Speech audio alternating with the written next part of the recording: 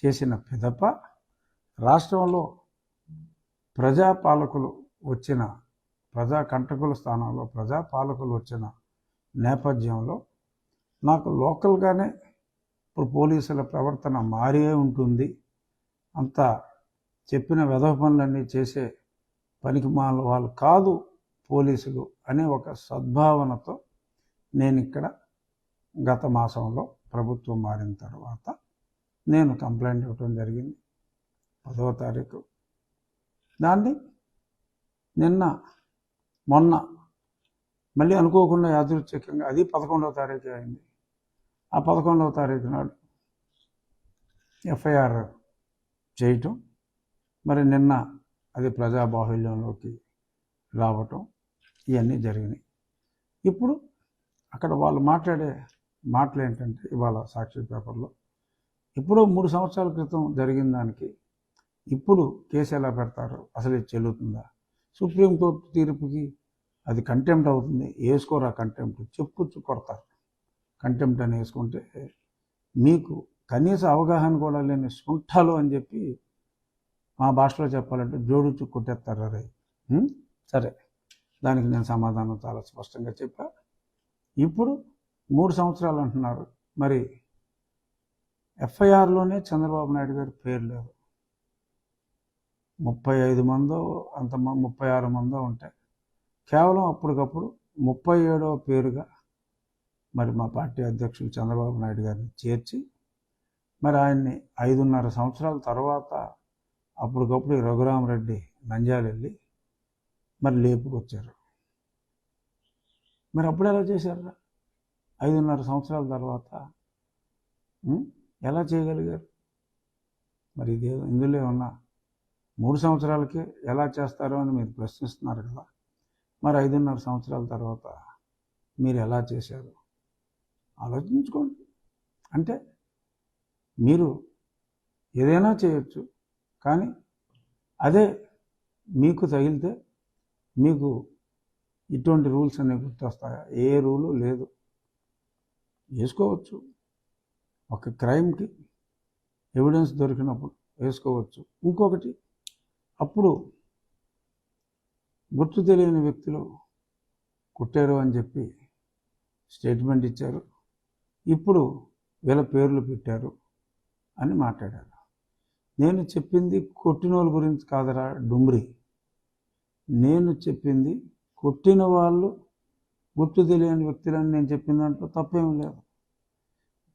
నేను జగన్మోహన్ రెడ్డి వచ్చి కొట్టాడు, రామాంజనేయులు వచ్చి కొట్టాడు అని కాదు నేను చెప్పింది. కొట్టిన వాళ్ళు గుర్తు తెలియదు. ఎస్, కొట్టిన వాళ్ళు గుర్తు తెలియదు. నేను మాట్లాడింది కుట్ర చేసిన వాళ్ళని. కొట్టిన వాళ్ళు వచ్చేస్తారు. కొట్టిన వాళ్ళు ఏముంది, కానిస్టేబుల్ వాళ్ళు కొట్టారు, కొట్టమంటే కొడతారు, వాళ్ళ పై వాళ్ళు కొట్టమంటే కొడతారు. అది కాదు కదా. అసలు కుట్ర చేసింది ఎవరు? కుట్ర చేసింది సునీల్ కుమార్, సీతారామాంజనేయులు, జగన్మోహన్ రెడ్డి, విజయ్ పాల్ అండ్ ప్రభావతి.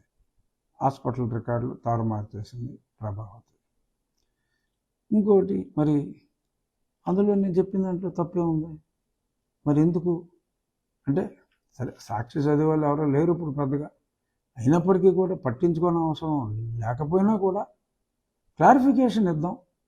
ఒకవేళ ఈ సొంఠలు తెలుసన్నారో తెలియకన్నారో, ఇంకొద్దిమంది సాక్షి ప్రేక్షకులైన కొద్దిమంది దురభిమానులు ఎవరైనా మరి ఆ సొంట చెప్పింది నిజం అనుకుంటే, మరి సరి చేయవలసిన బాధ్యత కూడా మరి నా మీద ఉంది. కాబట్టి చెప్తున్నా,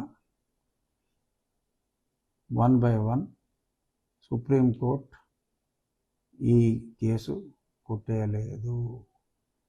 సుప్రీంకోర్టు అసలు medical reports correct, Guntur road ఇచ్చిన రిపోర్ట్ కరెక్ట్ అని ఎవడో అనలా. మిలిటరీ హాస్పిటల్ రిపోర్ట్లో చాలా స్పష్టంగా due to physical abuse ecchymosis is observed on both feet అని చెప్పి చాలా స్పష్టంగా ఉంది. దెబ్బలు తగిలినందువల్ల ఒక వేలు ఇరిగిపోయింది అని చెప్పి స్పష్టంగా ఉంది. రక్తస్రావం జరిగింది, కాళ్ళలో అనేది స్పష్టంగా ఉంది. దాని మీద సుప్రీంకోర్టు అబ్జర్వేషన్ కూడా it is obvious there has been abuse అని చాలా స్పష్టంగా చెప్తూ ఆ కారణం చేత బెయిల్ ఇవ్వాల్సిన అవసరం ఉంది. లేకపోతే అసలు బెయిల్ ఎందుకు ఇచ్చారా? ఆలోచించండి సుంఠల్లారా. బెయిల్ ఎందుకు ఇచ్చారు? మీరు దుర్మార్గులు, మీరు చంపుతారనే కదా 124A మీరు పెట్టింది దొంగ కేసు, అది వేరే విషయం. అది విచారణ చేసుకోండి అన్నారు. జరుగుతుంది ఆ విచారణ, మీరు పెట్టిన దొంగ కేసా కాదా అన్నది అది వేరే విషయం. కానీ గుంటూరు హాస్పిటల్ రిపోర్ట్ ఫేక్ అని చెప్పినట్టే లెక్క. ఎందుకంటే మిలిటరీ హాస్పిటల్ రిపోర్ట్లో అంత స్పష్టంగా ఇచ్చిన తర్వాత మీ గుంటూరు వాడిది ఫేకు అని అర్థమైపోయింది. మధ్యలో ఎప్పుడైతే ఇది వస్తుందని తెలుసో మరి సునీల్ కుమార్ మరి చాలా అతి తెలివితో ఇక్కడి నుంచి తీసుకెళ్ళేటప్పుడు మరి ఏం జరిగిందో, ఆ కారులో ఏం జరిగిందో అన్నట్టుగా కూడా వాగటం జరిగింది. ఎందుకంటే ఇవన్నీ భయంతో ముందే కొంతమందిని ప్రిపేర్ చేయడానికి పిచ్చివాగుడు వాగటం జరిగింది. మ్యాజిస్ట్రేట్ నన్ను అక్కడికి తీసుకెళ్ళినప్పుడు స్పష్టంగా చూశారు. మ్యాజిస్ట్రేట్ రిపోర్ట్లో కూడా నా కాళ్ళు సుంఠ సుధాకర్ రెడ్డి చెప్పినట్టు చాలా బాగుంటే ఆ మేజిస్ట్రేట్ గారు ఏమన్నా గుంటూరు హాస్పిటల్కి అలాగే ప్రైవేట్ హాస్పిటల్కి తీసుకెళ్ళమని ఎందుకు చెప్తారు? ఆలోచించు. మనకి అది లేనట్టుంది, లోపించినట్టుంది. ఆలోచించు. మేజిస్ట్రేట్ గారు కూడా స్పష్టంగా దెబ్బలు చూసే ఆవిడ అక్కడ పంపించారు. నా కాళ్ళు మల్లె పువ్వుల్లాగా ఉంటే ఇప్పుడున్నట్టు పింక్ కలర్లో ఉంటే నా కాళ్ళ మీద కొట్టారంటే 2 హాస్పిటల్కి తీసుకెళ్ళమని చెప్పి ఎందుకు రాస్తారా కన్నా? రాయరు కదమ్మా.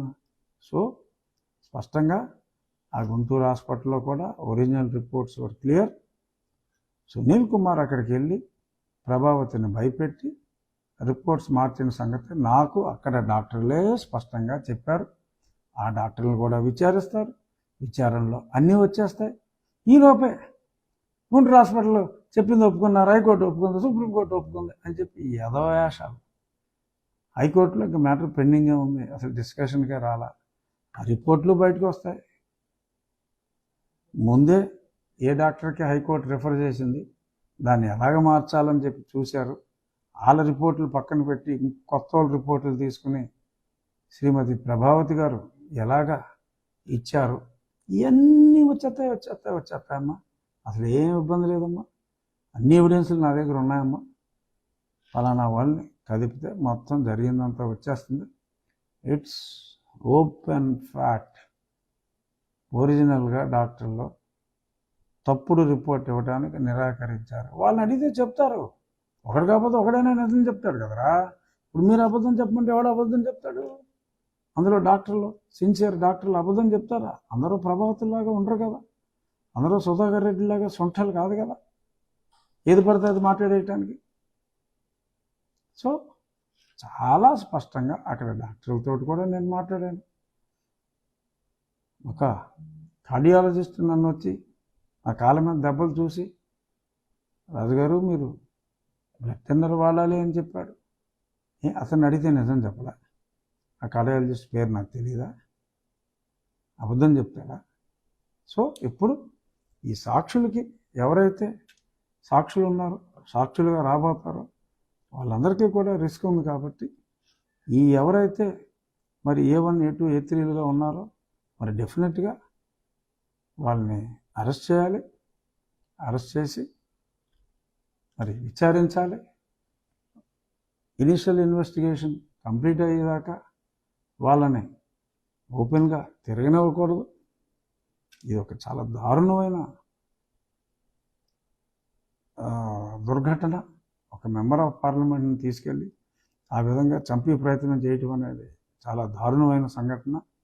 మళ్ళీ ఎవరో ఇటువంటి తప్పు చెయ్యాలి అన్న ఆలోచన కూడా రాకుండా మరి గట్టిగా దీని మీద ఇన్వెస్టిగేషన్ జరిపించాలి అని చెప్పి నేను డీజీపీ గారిని కోరుకుంటున్నాను. అలాగే హోంమంత్రి గారిని కూడా కోరుకుంటున్నాను. You take tough action. ఎవరినే వదలొద్దు.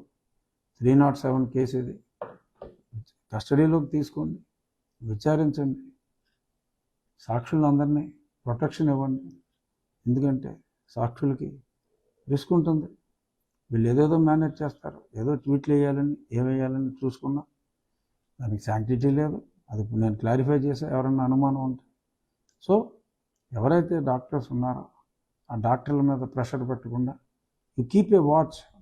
I urge Guntur police, you keep a watch on the doctors. Head of the 21లో హెడ్ ఆఫ్ ద డిపార్ట్మెంట్లో ఎవరున్నారో వాళ్ళ మీద ఎవరో ఎటువంటి ప్రెషర్ పెట్టకుండా చూసుకోవాల్సిన బాధ్యత కూడా పోలీస్ మీద ఉంది. వాళ్ళకి ఈ ఐడియా ఆల్రెడీ ఉండొచ్చు కూడా. సో ఆ సాక్షుల్ని ప్రొటెక్ట్ చేస్తే మిలిటరీ హాస్పిటల్ రిపోర్ట్లు క్లియర్గా ఉన్నాయి.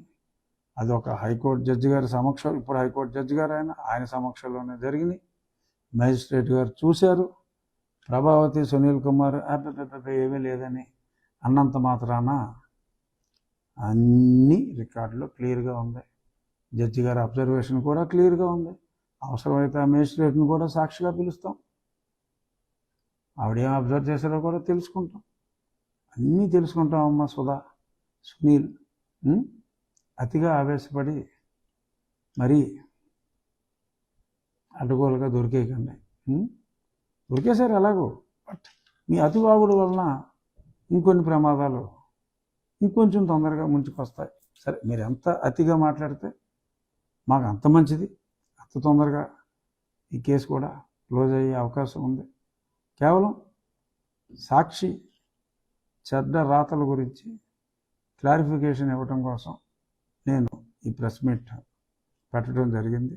తప్పకుండా ఈ కేసు త్వరితగతిన విచారణ జరగాలని, మళ్ళీ రాష్ట్రంలో ఇటువంటి అన్యాయాలు ఎవరికి జరగకుండా చూసుకుంటారని, మరి దీన్ని ఒక కులాల సమస్యగా మార్చే ప్రయత్నం కూడా మరి senior IPS officer Sunil Kumar గారు ప్రయత్నాలు చేస్తున్నట్టుగా నిన్న కొన్ని ట్వీట్ల ద్వారా అర్థమైంది. ఎక్కడ దళితులకు అన్యాయం జరిగినా ఆయన అక్కడ ఉంటాడంట. మరి ఇక్కడ ఈ ట్వీట్ ఎవరికి జరిగిందమ్మా? బహుశా మీకు అన్యాయం జరిగిందని మీరు భావిస్తున్నారా? మీకోసం మీరు అక్కడ ఉంటారా? సరే, ఉండండి, మీకోసం మీరే ఉండండి. ఇప్పుడు 124A ఇప్పుడు లేదు, కానీ మరి అలాగా మీ మీద కేసు పెడితే మీరు ఒక వర్గాన్ని రెచ్చగొట్టే తుంటరి ప్రయత్నం చేస్తున్నందుకు డెఫినెట్గా మీరు ఏ వర్గాన్ని అడ్డంగా పెట్టుకోవాలనుకుంటున్నారో వాళ్ళే రియలైజ్ అవుతారు మీరు ఎంత కుసంస్కారం.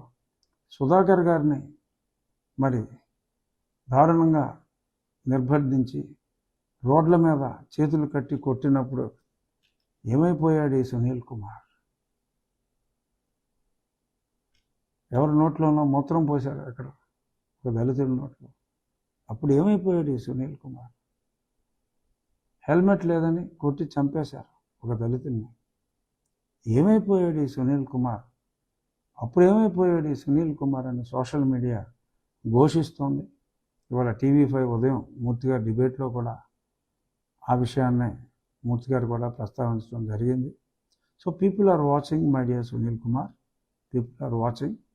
ఐ థింక్ యువర్ గేమ్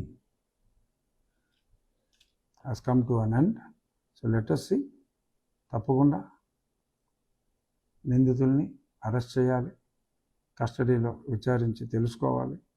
నేను కూడా నా దగ్గర ఉన్న ఇన్ఫర్మేషన్ అంతా త్వరలో IO గారిని కలుసుకొని ఇన్ఫర్మేషన్ అంతా కూడా ఇస్తాను. Thank you. న్యాయం జరగాలి అని కోరుకుంటున్న నా వెల్ విషర్స్ అందరికీ కూడా నా హృదయపూర్వక నమస్కారాలు. Thank you.